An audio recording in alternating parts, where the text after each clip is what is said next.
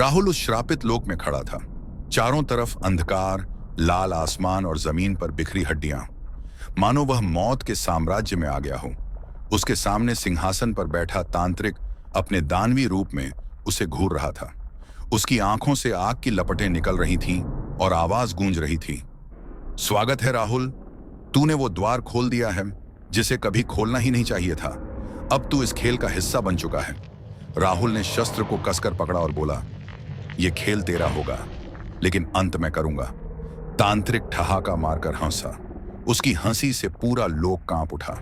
दूर तक धरती फटने लगी और राख का तूफान उठ गया। अचानक उन दरारों से भयानक प्राणी बाहर आने लगे। अधजले शरीर, खोखली आंखें और लंबी लंबी उंगलियां।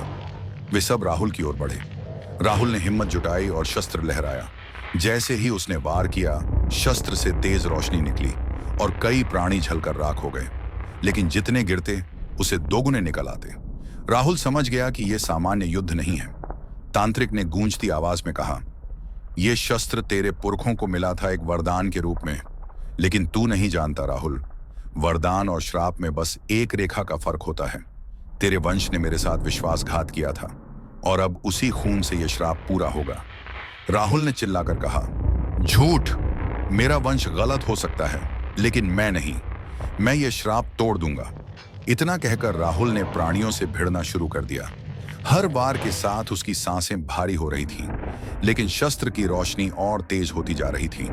मानो शस्त्र भी समझ रहा था कि असली लड़ाई अभी शुरू हुई है।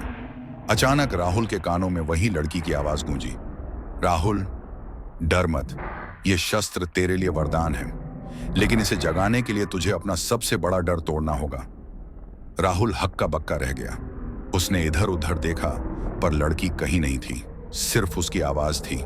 तांत्रिक फिर से बोला, सुन रहा है राहुल, ये तेरे खून की पुकार है, लेकिन अगर तू सचमुच अपने डर से लड़ेगा तो यह शस्त्र तुझे निगल जाएगा। राहुल की आंखों में क्रोध और डर दोनों थे। तभी जमीन पर अचानक एक दर्पण उभरा। दर्पण में राहुल ने खुद को देखा, लेकिन उसका चेहरा वैसा नहीं था। उसमें एक विकृत दानवी रूप दिखाई दिया। लाल आंखें, खून से सना चेहरा। राहुल कांप गया। उसने समझा कि यही उसका सबसे बड़ा डर है, खुद का अंधकार। दर्पण की परछाई ने बोलना शुरू किया, तू सोचता है तू नायक है, लेकिन तेरे अंदर वही पाप है जो तेरे पुरखों में था। तू चाहकर भी नहीं बच सकता। राहुल ने चीखकर कहा, नहीं, मैं वो नहीं हूं।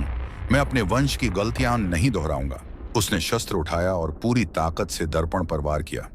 जैसे ही दर्पण टूटा, एक तेज धमाका हुआ और चारों तरफ आग की लपटें फैल गईं।